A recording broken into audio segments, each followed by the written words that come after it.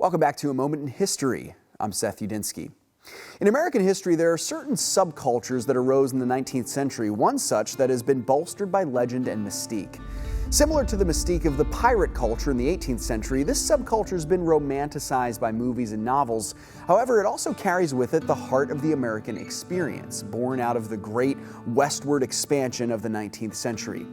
In this moment in history, let's explore just for a moment the legends and the truth surrounding the Wild West of America. The foundations of the Wild West were laid with the Louisiana Purchase in the early 1800s, where Thomas Jefferson brilliantly doubled the nation's size in a shrewd deal with France.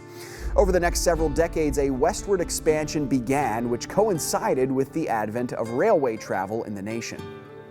Now, the real beginning of the Wild West was in many ways the California gold rush of the late 1840s. Here we see many of the staples of what became known as the Wild West culture, outlaws and adventurers seeking gold and riches in far west reaches of the nation.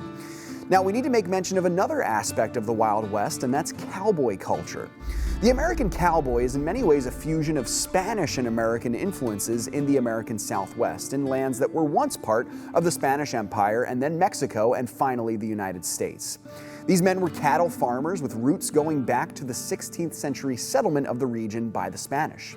In the 1800s, cowboy culture dominated the landscape of the West. Saloons, showdowns, lawlessness, and of course, the famous train heists were all too commonplace.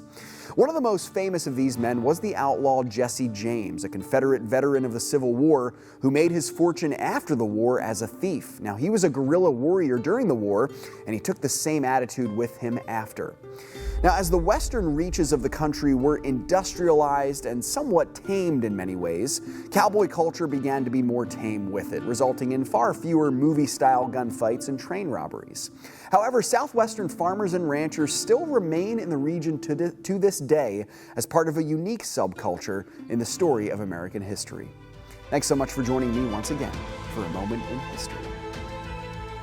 If you enjoyed this video, remember to like and subscribe. And if you want us to cover one of your favorite moments in history, you can tell us in the comments. Now stay tuned for some new content.